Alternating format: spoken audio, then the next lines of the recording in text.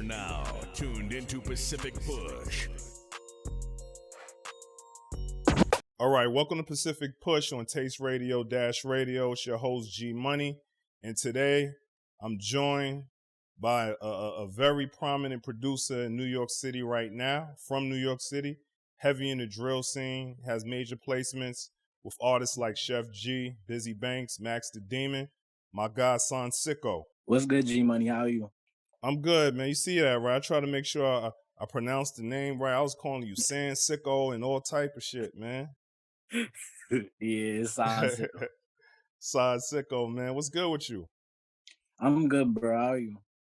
I'm good. Everything man. good? I'm good. Yeah, man, definitely. I'm thankful that we have the time to sit down and talk for each other. I know we've been trying to connect for a minute, but we here now.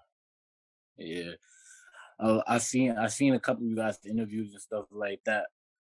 Really love the show. Appreciate you, my guy. No, 100%, man. We appreciate you. You know, our motto is we bring the streets to the beach. And I'm from New York City as well. I'm from Brooklyn. And, you know, obviously I'm paying attention to what's going on the scene. And the team reached out. You reached back out to us. And so we're here now, man. So let the people know, again, who you are, where you're from, what you're doing, and how'd you get into the game? Like late 2018, I started making beats on my phone, GarageBand and stuff like that. Just like filling in the patterns and stuff like that. Just learning how to actually like produce. And I used to watch people make beats and stuff like that, and then just mimic them. That's what I like always used to have to do, to like learn how to make the patterns that catch ears and stuff like that. Just like making sure that my beats wasn't all over the place for me. That after I say like probably like May 2019, that's when I really started getting into making beats. Started like just I got on my computer, got FL Studio, then I started making beats. And I like from that time with GarageBand, that prepped me up until that point. And then I just started taking off with it. Like mid 2019, I just started doing my thing with it. Wow, that's amazing, man. So you're fairly new to the game overall, and within that time frame, like 2 years, you were able to get some major placements, again, that I said in the introduction. Now, your production style, did you start off with drill? Was that the sound that brought you to production? Or how did you really get into producing overall? Was it an artist that inspired you? It was a specific artist that inspired me to make beats. That's Travis Scott, because I heard the album Astroworld, and then like the sounds is like it takes you to like a different place with the sounds and stuff like that. So that made me want to become a producer so I could do something like that to bring it to a wider audience. All right. So now my next question. That's important. Does that have anything to do with your name? Nah. Funny enough, nah. All right, cool. I'm like, yo, he's a producer, Sansicko, Sicko World's a crazy record. So I'm like, oh, maybe that was the inspiration. Now, since that it wasn't, where does your name come from? How did you come up with that producer name? Son, it was just my friends in middle school used to call me because of like a Gmail name that I used to have, and it was like on Kick and stuff like that. So my friend Deshaun, he had seen it, and like he had said Son. He just started calling me out of like nowhere, and then everybody else just started following along. So like that transition to like high school and stuff like that, the people from the middle school that came to my high school, they just kept on calling me Son and stuff like that. So like people pick up off what they hear and stuff. So I just added that to the name. Cool. Well, Astro World inspires you to start production, but your sound is heavily influenced, or you're very influential on the drill scene. So how was that transition? What made you start making drill beats, or what made you gravitate towards the drill scene? Honestly, I never really like knew how to make drill beats till around like I say I give it like 2 months into producing, I feel like. Because honestly, I didn't know how to make drill beats. I just knew how to make like regular trap rap beats and stuff like that. And that's really all it was. But then after like until like June 2019, I'll probably say like I made a beat I named it like my first drill beat or something like that. I looked up how to make drill beats, stuff like that, like how to make a drill type beat. It was like at this point, it wasn't really that many tutorials on how to make drill beats because drill wasn't like as popular as it is nowadays and stuff like that. So I found this video and then like I just mimicked what he did in the video and then I learned how to do it. Then I just made some melodies and stuff like that, found out how to create that type of style. But then I just after that, I didn't really know any drill artists to work with. So like later on I tapped in with like Vok and stuff like that. That's when I really started developing that drill style. That's dope, man. Yeah, shout out to Vok and the Cultivated Agency. So Yeah. what was the moment that changed for you? When did you start taking it from a hobby to seriously doing this and professionally now? This looks like it's going to be a career for you because you're currently in your first year of college. You're a fairly young man as well, man. So Yeah. God has blessed you. So what was that moment or what moment changed for you? Honestly, taking it from a hobby, when I realized that like I don't want to put the business out there, but somebody had told me that they wanted to sign me, like from the drill scene. Yeah, it was two managers that wanted to sign me from the drill scene. So that's when I really understood like I could take this to a whole other level because I knew that I could get signed, I could make a career out of this just like that. So I knew that from that I could really level up and I could like this is probably like in the middle of the pandemic. Not even the middle, like probably the beginning of the pandemic, like March last year, like March 2020.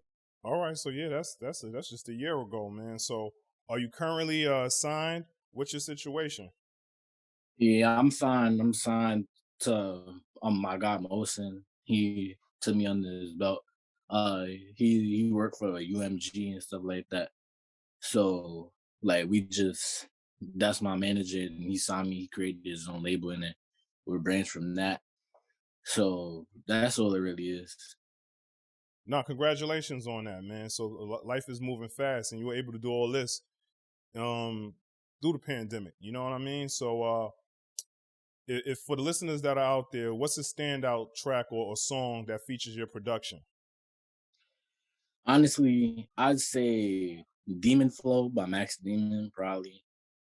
Or that's one of my favorite beats, honestly, because that's like one of my only beats of that style per se. So that's one of my favorite beats that an artist has gotten on. Yeah, no, that's hard, man. Like even when I spoke to Vok, I talked about Max the Demon. He's one of my favorites on that roster just because his style and Yeah, it's he could different really what he's rap. doing. Yeah, Don't mean to no, cut that's a you off. fact. All right, so outside of that, with you being signed under management, what can we talk about, man? So what artists are you currently working with? Are there any surprises for 2021? Like what you got coming up? Working like just today I was working with BFB the Pac-Man, artist from Flint. Uh Recently I've been working like in the Florida sound, like Spot 'em Got 'em, T9, Hot Boy. Uh that's basically it. Jack Boy too. Just that's how we do it. I got another one named White Boy. He's signed to my manager too. I'm working on his album too. And then for the surprises and stuff like that, it's like bigger industry artists and stuff like that. But I don't know if I'm gonna get NDAs and certain stuff. Like, so I don't really know what to exactly disclose. But I'm working on like I'm working on with a big like Billboard. He had a couple Billboard number ones last year, stuff like that. I'm working on his album right now, and yeah. So how's the grind been? So obviously you got to push out beats and getting placement as you're in the game now. You never know. You just got to do it. So how many beats Yeah. do you typically kick out or you push out in a day? I don't even know. It's always more than five though. Like always more than five. But sometimes I could shoot for like 20. Sometimes I could get like a regular 10 beat day. Sometimes it could just be five or six. Like last month in total, I made exactly 100 beats. And that's like the most I've made in a month. And then this month, like just from this month, I'm already pushing to make more than that. So it's just It varies a lot, but it's always more than 5 or like around 5. So what's your process? How do you go about making your beats? Have you grown as well? Like, are you into any sampling, or are you still really trying to fine tune and still find your sound? I'm honestly, I don't even feel like I have a sound, to be honest with you. Like I just make what I hear. You feel me? So it's like, and then I just add my little twists and stuff like that, so that it like somebody knows like, yo, this is my beat and stuff like that. That's really all I do. I just put my little twist on what is originally established and stuff like that. But nowadays, I just for the production process, I usually go on Instagram, ask for loops and stuff like that. Tell people to send to my email because that's the best way to get the loops to me, not like through my manager, my A&R or something like that. And then even then, my A&R would still send me loops that people have for me, and then I would just upload the loops into FL Studio, and then I would just make the beats just like that.